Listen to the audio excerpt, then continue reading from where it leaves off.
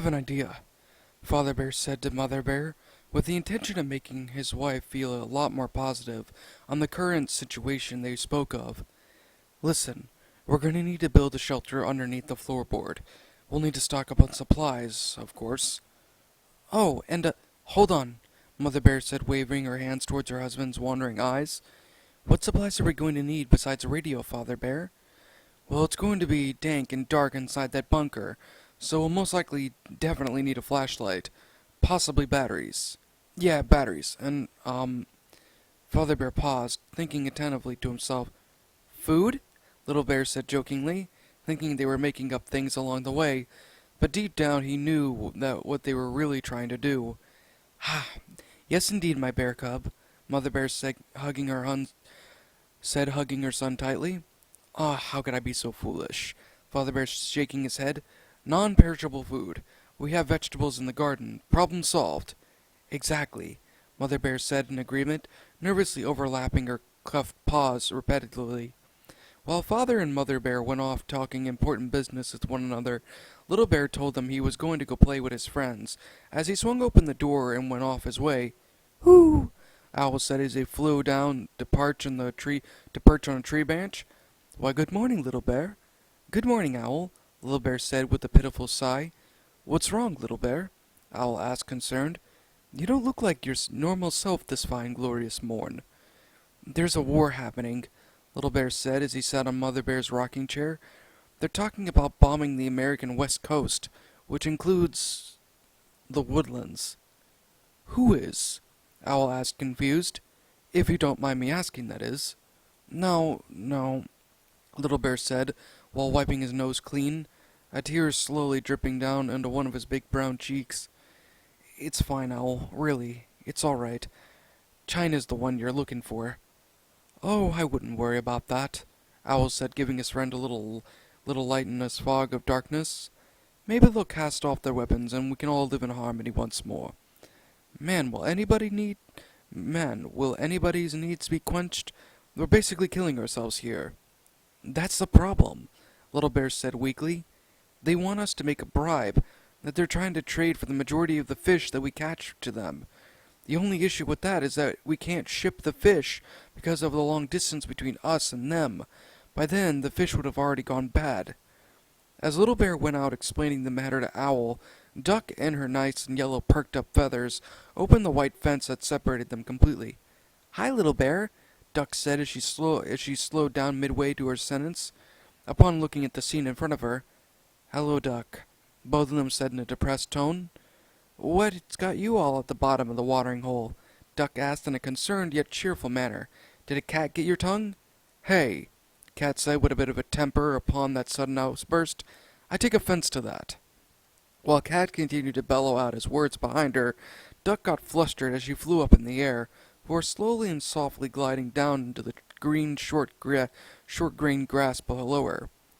Everyone who just saw the crazy turn of events all decided to have a good laugh about it, including Duck, who was sadly the victim of Cat's out-of-turn jump scare.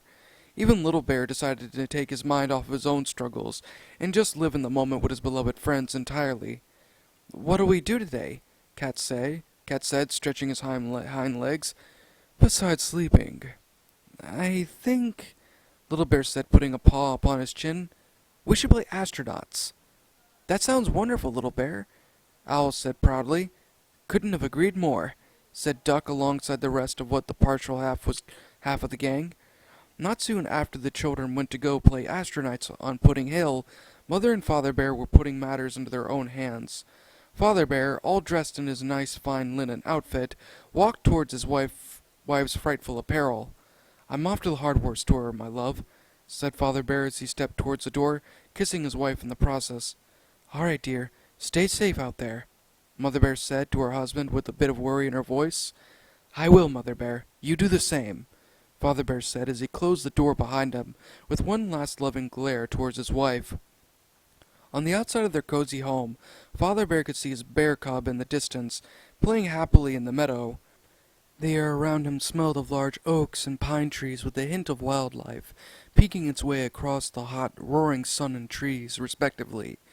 If you were to keep very silent, you could hear the chirps and other beautifully haunting sounds of the surrounding woods. Father Bear could only see despair upon this thought. He realized that everything he clung onto and loved, his family and friends, would be gone in the second the nuclear missile would strike the place that they had called home for most of their lives. It would be a bright, blinding blast, as the roaring sound of the detonated bomb would be muted amongst the howling of the trees and the sounds of animals fleeing, but to no avail. Would he have time to say goodbye, or even get the opportunity to save his family? The question, in and of itself, gave him shivers, alongside those pictures, deeply planted into his big, bulky brain. Father Bear shook it off, hoping to act now rather than anticipate what could happen if the worst would ever come to them. Now, the only thing he wanted to do now, more than anything, was to get the radio he desperately needed. Not for his own selfish desires, but for his family, in order to get important information and from it in the news. Along his journey he saw Moose, gazing upon some nice plants near some unkempt, high-thickening grass. "Hey Moose, how's the weather today?" Father Bear asked happily, seeing his old friend in the flesh. "Hot," Moose said, chewing the tips of the plants, locked between his slow, slapping lips. "Very, very hot." "How's the missus?" Moose asked. "Oh, it's chaotic," Father Bear said jokingly. "But man, she's the best a bear like me could ever have." "Indeed," Moose said in agreement. "I am truly proud you made that decision for yourself, Father Bear. Plus, your little bear is one fine gentleman, if I do say so myself." "Haha, shucks," Father Bear said, blushing. "He sure is. My bear cub all right down to his pursuits and everything." Just as he thought about his brother Rusty, to put his actions into better use, he had the idea to ask Moose about his whereabouts. For you see, Moose was pretty much the messenger of the parts of the woods. He was your delivery man for everything you needed to be asked for, or from, to somebody or from somebody. It was his chance to act now, for he didn't know when he would see Moose again. Father Bear would regret not informing his brother from the terrible turn of events, and more than anything it would haunt him until the day he died. Then, and the loss of everything he loves very dearly. "You wouldn't have happened to catch my brother's Persians, have you?" Father Bear asked with a bit of desperateness in his smooth, deep voice. "Rusty?" Moose asked for confirmation. "Yes, him. Have you seen him around here?" Father Bear asked as he confirmed Moose's question. "I believe so. He's actually coming by your place this afternoon to inform you about something urgent. Some sort of war. You know about it?" "Of course, it was posted early in the morning in the Sunday newspaper," Father Bear said with a bit of hope in the lost stage of thought. "Thanks so much. I gotta go now, Moose. I told Mother Bear I was going to go to the store this morning, and I don't want her to worry about me being gone for a longer time than usual." "No problem. You take care now, you hear?" Moose said as he continued to graze in the long, glooming hairs of grass. "Thanks again," Father Bear bellowed from a far distance, running in hopes to get quickly to and back from the store before noon. At home, in the large abundant fields of vegetables Mother Bear had grown, she went quickly to work, picking some fresh, delicious patches of tomatoes, squash, and other varieties of what would be for their non-expired food to pack up for the long, dark road ahead of them. In her hands was a journal for counting the pounds of crop she harvested. "Right then," Mother Bear said to herself with a pen held towards her lips. 3 pounds of tomatoes would last a good couple of months. Oh, plus these potatoes and these squash, all the better. Who knew harvesting vegetables could be so fun and hard at the same time? Finally, in the battle of stress Mother Bear indulged in frequently, she found true happiness in the hastiness around here. For once in this whole ordeal, she held her head high, taking this joyous occasion for her, despite understanding what would happen for the worst, of course. "Everything feels complete," Mother Bear said, staring into the blue, cloud-covered sky.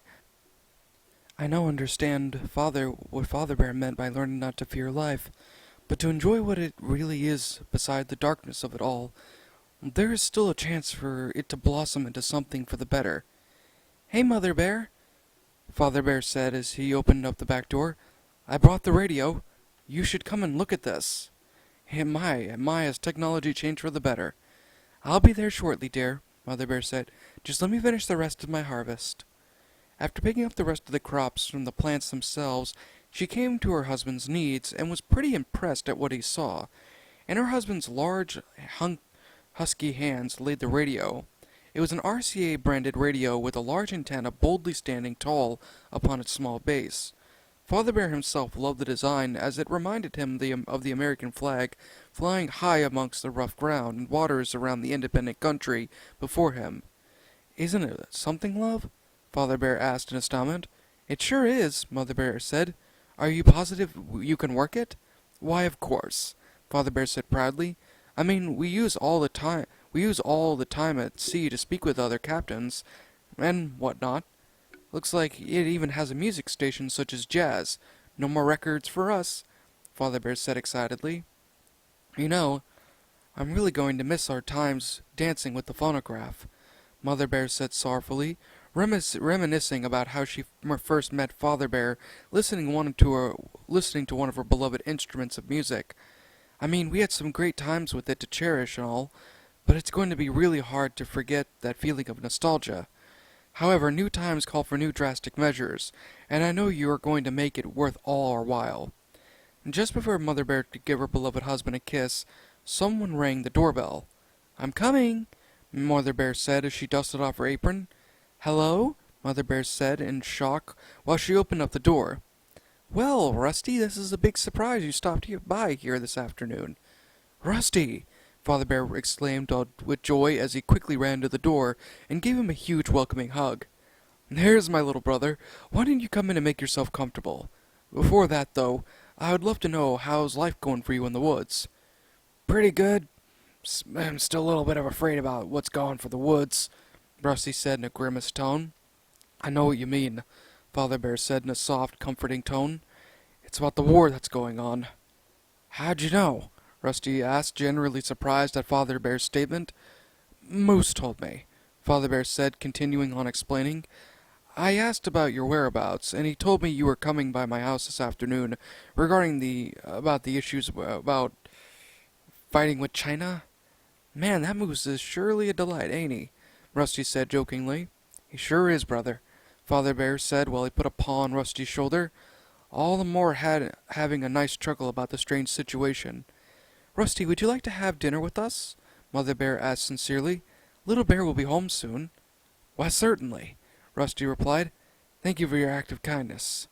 "Oh, it's nothing," Mother Bear said, smiling. "I mean, you must be hungry from that journey you inhabited on. Plus, we're family, and just like Father Bear said, I say it's best family always stick together," Father and Mother Bear said cheerfully. "Rusty," Father Bear said with a little hint of worry in his deep, strong voice, "if it isn't any trouble for you, would you please, if anything, help us with building a bunker? I know that sometimes you're awfully busy with your work in the big world out there, but it would really mean a lot to us and Little Bear if you would. I know I don't really ask a lot from you, but this is very, very urgent. So please, more than anything, I've asked you out of the blue, past and present. Would you help me?" "I'm in," Rusty said, thinking about the terrible consequences that would happen if he wouldn't. "Tomorrow I think we should get a move on making it. The times are very much a-changin' and it's still so short." "I agree, that would be best," Father Bear said in agreement. As Father Bear and Rusty went on talking about the subjects of building a bunker and what to do in the midst of it, the door opened to reveal a familiar little face. "Hey, Mother and Father Bear." Little Bear paused as he saw a light brown, tall and husky bear in overalls standing at the three-chaired table. "Uncle Rusty!" Little Bear exclaimed as he ran quickly over to hug him. "Hey, Little Bear," Rusty said, happy to see his sparkly-eyed nephew in front of him. "How's your day?" "Pretty great. We bred astronauts and aliens," Little Bear shrieked with happiness. "Duck and I were astronauts, and Cat and Owl were the aliens." Speaking of moon landings," Father Bear said, "did you know that NASA is still continuing to shape space travel into even bears can land on the moon?" "I didn't know that," Little Bear spiked with curiosity. "Well, I hope NASA does get to improve it more and more ahead. By then we could actually go to the moon." "But before going to the moon," Mother Bear said, "astronauts need their dinner." Little Bear then proceeded to playfully blast his way up to the table and eat one of his own crafted creations, seafood soup. While the family gathered and spoke together about their day, Father Bear decided to play some music on the radio before continuing to chatter with each of the rest of the group. Everything before this point was fine, however, until the announcer for the station had some very haunting news, to say the least. We interrupt this program to give you some important news regarding the ongoing issues with China. At 11:30 a.m. GMT this noon, the Communist Party has issued a strike for the following states in the United States of America: California, Oregon, and Washington, not including sites where the radiation from the bomb itself was spread: Montana, New Mexico, Oregon, Utah, Washington, and all other unannounced states inside of the Western United States. The strike is said to roughly hit the California woodlands, but could instead cover the whole vicinity of the area, which includes Mill Valley and other surrounding cities. The air raid signal will be rung during this time. I highly suggest taking whatever you have, such as food, water, and other important supplies, and get to a bunker as soon as you can, or evacuate the premises with the blast and radiation will spread. The strike is said to hit its designated spot in 15 minutes at 8:16 p.m. This is your CBS News reporter, Marcy Sartin, signing off. And please, for the love of God, stay safe. Just seconds after the distressing and informative broadcast, the night was disturbed by the sound of complete chaos, as the shriek of the siren completely bellowed its mighty call from inside and the outside of the surrounding area. Father Bear nearly had choked on the midst of the alternating sound, while the rest of the family knew they didn't have any time to lose. "Oh my goodness," Mother Bear said in despair, slowly dragging her shaking paws up to her face in dread. "There's no more time left for us." "Honey, it's going to be okay," Father Bear stated, trying to boost his wife's outlook on the event.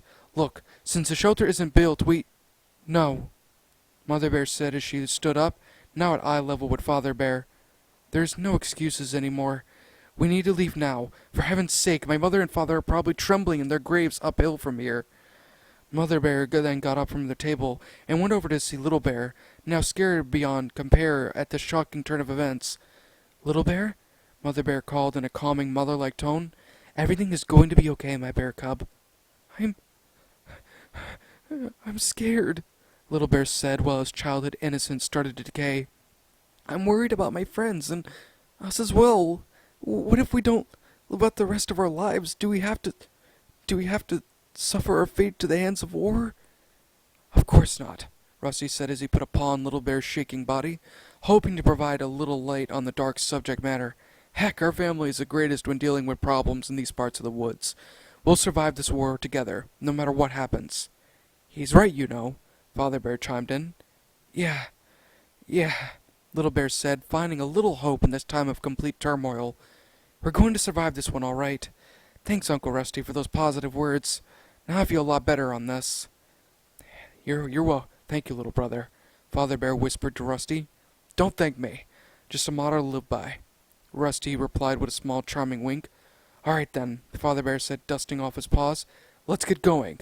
I'll go grab the crops," Mother Bear stated as she walked over to the kitchen to quickly rinse and bag the non-perishable food. "I'll go bring some toys," Little Bear said happily while he sprinted into the bedroom.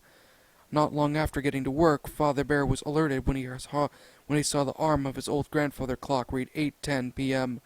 He realized right then and there that they'd have to abandon their task if they ever wanted to get safely into the boat. "There's no time," Father Bear muttered to himself before making an announcement to the gathered group. "All right, we need to leave now, and I mean now. If we ever want to get out of here alive and on that ship, this is our only way out now." "What about the food?" Mother Bear asked. "I'm only a couple of pounds in." "There's no time for that, my love," Father Bear worried. "Or my parents?" Mother Bear asked, concerned. "There's no time," Father Bear said sorrowfully. "Well, come on, everybody," Rusty exclaimed as he swung open the door. While they all cramped outside of the door, Father Bear could see the horrid scene around him. There were baby animals being abandoned by their own mothers, flocks of birds glorifying the night sky and of its eventual ruin. Not only that, but friends he had came to love were now fighting each other, physical might I add, that their faces became almost unrecognizable after each damaging blow. He could only cry and coo at the sight of this as he quickly told his family to get a move on. No one had questioned his sadness because they themselves understood the brutality of the man beside them. In the distance they could see an Axion H-6 jet bomber above them, as it began to propel its final lethal blow. They then started to run as fast as they could back to the dock. Once there, Father Bear had to make a very important decision to save him or the family. The bomb was already developed, and only time could tell if it was unwanted arrival. Listen, you need to get on that boat. All of you. You got that? Father Bear said in a demanding tone. There's no time for me to get on. I need you all to get south. The radiation won't catch you there. And good God! When he saw the bright blast reflecting upon the blue reflective waters, he knew he had to tell his family goodbye. Love, I'm not going to forget the lovely times I've had with you. Now it's your turn to carry on our legacy. I'm so sorry I couldn't save your parents, and now I can't even save myself. Till we meet again, Father Bear asked while tears of shattering crystal reflected off his dark, fluffy fur. No, no, I can't. I can't lose you. Please get on the boat. Mother Bear pleaded, but to no avail. Goodbye, love, Father Bear said as he pushed them on the boat with all his might. Get down! Rusty said as he used himself as a pillow to protect Mother and Little Bear from the oncoming blast. In the distance, the bomb sparked with furious heat while it detonated through what was left of the woodlands. The leaves on the trees began to howl as the muted sound of the blast grew louder and louder with every area it engulfed. The trees began to switch back and forth until its roots became unhinged from their original spots, causing them to tremble and roll throughout the hills. Houses upon the back and island crackled and spurred out glass from the vibration of the strike, as the inside structures bounced in and outwards, causing it to peel apart. Those who had laid victim to the blast began to cook, as their fur began to come off, showing more reddish meat, and some had gotten crushed from the non-falling trees. Off the docks, the ships took a heavy toll on their main and foremast, while they slowly broke into two. On some of these, however, it could cause a ship to crack and sink beneath the sea, while others got crushed from the painful blow above. Not only that, but smaller and vulnerable ships floated over to the bomb's howling winds, where they slowly dissipated in the deep, dark ocean below. Even those who managed to survive this horrid strike still would painfully suffocate from the radiation above them, floating down like dust off an old, rusty window mill. The Bear family would sadly be one of those said victims.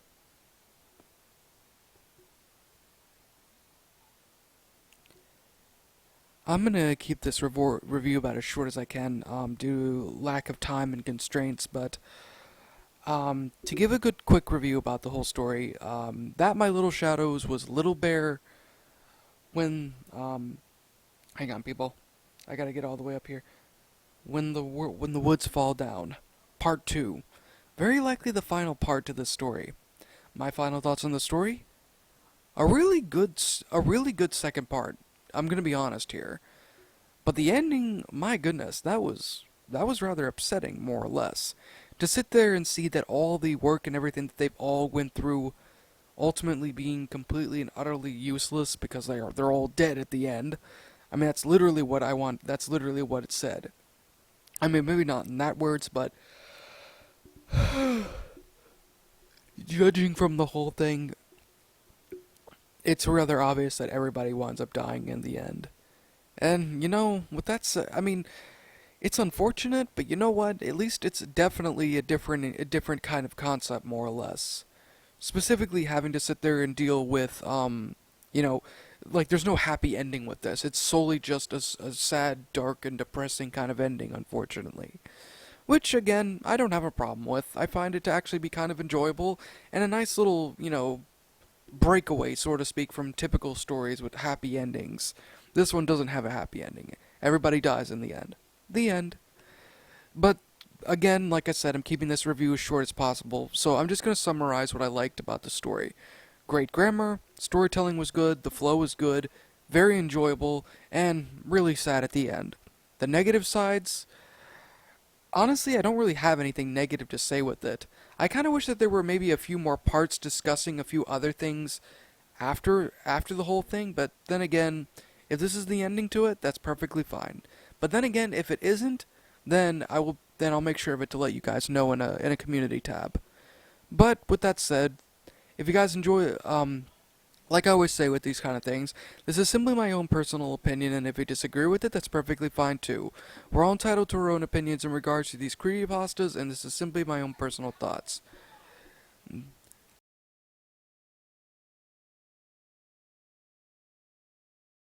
This is simply my own personal thoughts, and if you disagree with it, that's perfectly fine too. We're all entitled to our own opinions in regards to these creepypastas. My final rating of the story would have to be a 10 out of 10. Very enjoyable, very well done, very interesting, pretty crazy, really sad ending, but overall still enjoyable. What did you guys think about this creepypasta? Did you guys enjoy it? Did you guys not? Also, what would you have personally done to help make the story a lot better? Let me know your thoughts down in the comments section below. I'm the Shadow Reader. Thanks again for watching today's episode, and if you're brand new here to this channel, make sure to like, comment, and subscribe because I make brand new videos every single day. And of course, like always, really outro because I'm out. In fear and surprise as your eyes widen, your mouth goes dry with each battered breath. You try to scream, your mind begs to leave, glued to your computer screen. The killers they slash, the tapes burn and crash. The cartridge you bought will be your final haunt. The rituals of hate will seal your fate. The tears you shed will be from the fear-gripping, horror-driven, nightmarish, gore-filled, terrorizing, hateful, burning, violent, rage-inducing, knife-slashing, blood-splattering, silent screams. Only time will tell if you will escape this online hell. Your horror-filled obsessions will come with its own regressions. Your pathetic screams will not be heeded in any way, because your nightmares will come at any day.